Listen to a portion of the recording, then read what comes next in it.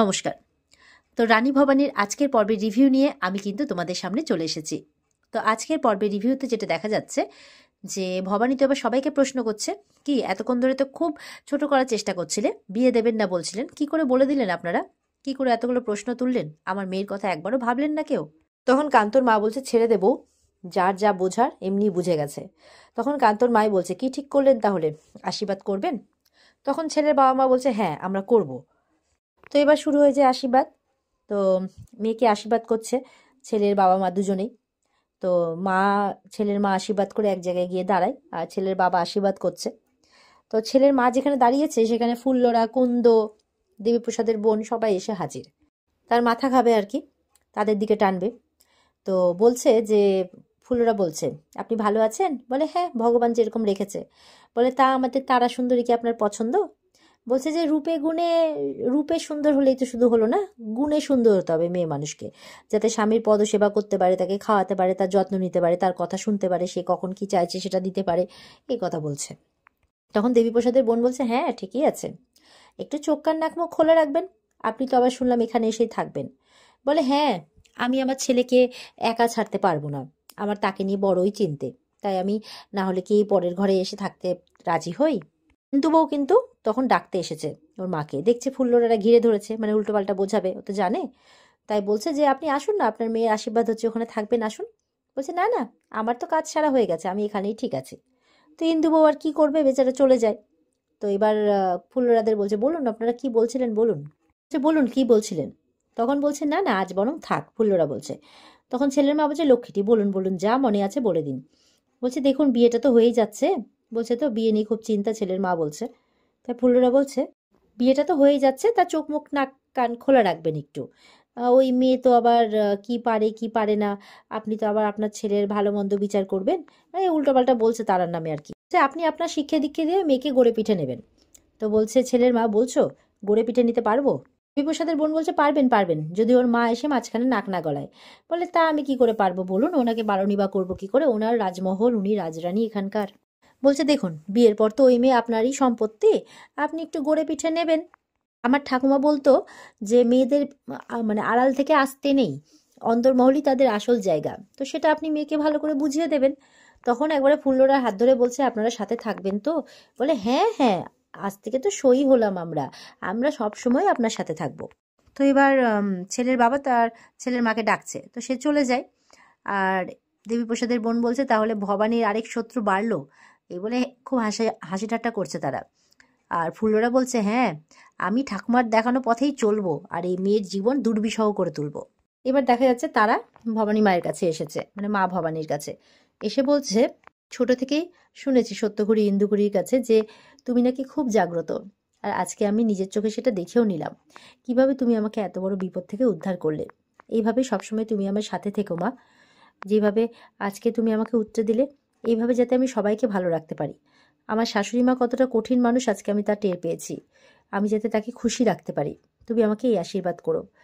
আমি তো সবসময় আর মাকে পাশে পাবো না, তিনি তো রাজরানী, আমি তো খুব সাধারণ। তখন ভবানী আসে, এসে বলছে, কেউ সাধারণ নয়, এবার নিজের মন থেকে ভয় দূর করো। মা ভবানী তাকেই সাহায্য করেন যে নিজের প্রতি বিশ্বাস রাখে, এবার নিজের জীবন থেকে শিক্ষা নেওয়ার সময় এসেছে মা। তারা বলছে, সেই সুযোগ আমি পাবো তো? বলে, আজকে এত ভালো করে সুষ্ঠুভাবে সবকিছু সম্পন্ন হলো, তাও তুমি এত ভয় কেন পাচ্ছ বলো তো, কিসের ভয় তোমার? বলে, জানি না মা, বলছে, আমি চাই তেনারা যেন আমি যেটুকু সেটুকুই আমাকে গ্রহণ করেন, আমি রাজরানীর একমাত্র মেয়ে, এই পরিচয় আমার কাছে ভীষণ গর্বের ছিল। বলছে, আমি জানি না মা যে ভবিষ্যতেও কি তাই থাকবে, নাকি সেই ভার আমায় বয়ে বেড়াতে হবে। বলছে, আমি সত্যিই জানি না, এই বলে দৌড়ে চলে যায়। ভবানী তাড়া তাড়া করে ডাকছে। তারা চলে যাওয়ার পর মা ভবানীকে ভবানী বলছে, আমার এই ছোট্ট মেয়েটা আজকে কত বড় কথা বলে গেল। তার এই সাদা মনে, এই নির্দাগ মনে ওই ফুল্লরা, কুন্দ, এরা সব ভরছে, মানে ভয় ঢুকিয়ে দিচ্ছে। আমি কিছুতেই আমার মেয়েকে ওদের কাছ থেকে রক্ষা করতে পারছি না, এত আগলে রেখেছি আমার মেয়েটাকে, মেয়েটা আজকে কতটা ভয় পাচ্ছে। তুমি ওর পাশে থেকো মা, রাজরানী হিসেবে আমি অনেক কিছু চেয়েছি তোমার কাছে, কিন্তু একজন মা হিসেবে আমি শুধু তার সমৃদ্ধিই চাইবো, আর কিচ্ছু না। সে যাতে অনেক সুখী হয়, সে যাতে ভালো থাকে, তুমি ওর পাশে থেকো মা, ওর পাশে থেকো। এরভাবে প্রার্থনা করছে ভবানী তার মেয়ের জন্য মা ভবানীর কাছে। এদিকে দেখা যাচ্ছে যে এই ফুল্লরা তারপরে দেবীপ্রসাদের মা কুন্দ সব জটলা গুটলা করছে ঘরের মধ্যে। তো ফুল্লরা বলছে যে তারা শাশুড়িকে হাত করে নিয়েছে। তো বলছে তাই কিভাবে কিভাবে? বলছে তাকে ভালো করে বুঝিয়ে দিয়েছি যে মেয়েকে একটু চোখে চোখে রাখতে, যাতে বিয়ের পর তার কথা শোনে, নিজের মায়ের কথা শুনে ওঠা বসা না করে। তো এমন কথা বলতে বলতেই ভবানী চলে এসছে, শুনে ফেলেছে আর হাততালি দিচ্ছে। বাহ, সুন্দর, অতুলনীয়, আপনাদের কোনো তুলনাই হয় না সত্যি। তখন দেবীপ্রসাদের মা বলছে দুদণ্ড শান্তিতে কথাও বলতে দেবে না, একদম ওত পেতে শুনতে হবে সব কথা, তাই না? ভবানী বলছে হ্যাঁ, আপনাদের কথা তো শুনতেই হবে, আপনাদের কথা মানেই তো আমাকে নিয়ে সমালোচনা, তাও আমাকে অবধি ঠিক ছিল, আমার মেয়েটাকেও ছাড়বেন না আপনারা, এতটা নির্লজ্জ আপনারা, এইভাবে বলছে। এবার ফুল্লরা বলছে পিসি ঠাকুমার ধ্যাতানি এখন খাও না তো, তাই জন্য খুব বেড়েছে না, চোপা বেড়েছে, মানে তার তো ধ্যাতানি শুনতে হয় না। তখন ভবানী বলছে আমি বলেছি না আমার সাথে চোখ নামিয়ে কথা বলবে, আর ভুলে যেও না পিসি ঠাকুমাকে কথা শোনাতেও কিন্তু আমি ছাড়িনি, মানে আমি ভয় পাইনি, সুতরাং আমাকে কোনো কিছু বলতে আসবে না। এবার কুন্দ বলছে শুনুন রাজরানী, আপনার জন্য না বামুনেরা আমাকেও ত্যাগ দিয়েছিল, হ্যাঁ, সুতরাং আপনি বেশি কথা বলবেন না। বলে শোনো, চিতায় উঠবে? তখন বলছে কি? বলে হ্যাঁ চিতায় উঠবে, যদি আজকে তোমার স্বামীর কিছু হয়ে যায় চিতায় উঠবে? বলছে এরম করে বলছে উঠুম উঠুম, কেন উঠবো না, গলার জোরটা কমে গেছে। বলে দেখলে গলার জোর কমে গেল তো, এটাই খুব স্বাভাবিক, এই ভয় পাওয়াটাই কিন্তু স্বাভাবিক, আর এই স্বাভাবিকের মানে মানে কি বলবো, স্বাভাবিকের পক্ষেই আমি লড়াই করেছিলাম, বুঝতে পেরেছো? দেবীপ্রসাদের মা বলছে তুমি আমার বাছার মরণ কামনা করছো? তাছাড়া ফুল্লরা কি অনুচিত কথা বলেছে, ও তো উচিত কথাই বলেছে। তখন কিন্তু ইন্দু বউ চলে আসে, ও তাই উচিত কথাই বলছে, তাহলে একদম ঠিক মতো উচিত কথা বলা উচিত, যে দেবীপ্রসাদের কথা বলছে যে উনি যেই অকর্মগুলো করেছেন না, তাতে ওনার মৃত্যুদণ্ড হওয়া উচিত।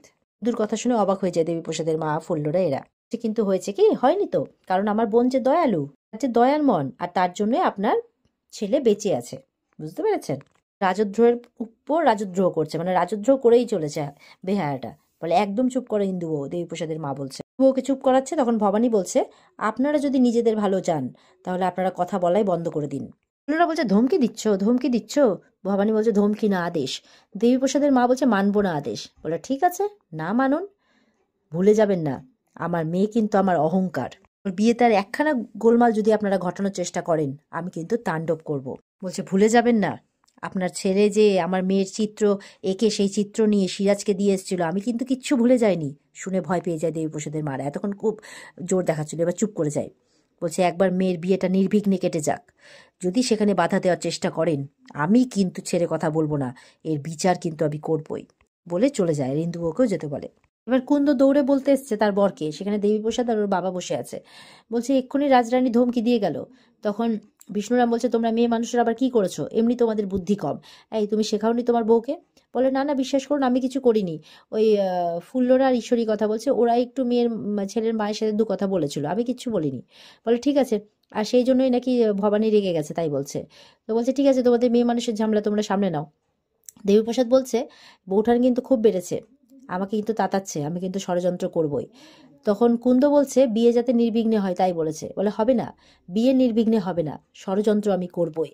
তখন বিষ্ণুরাম বলছে ভুলে যাবে না সিরাজের কাছে ছবি পৌঁছানোর ব্যাপারটা কিন্তু এখনো চলছে, ওইটা নিয়ে কিন্তু এখনো জলঘোলা চলছে।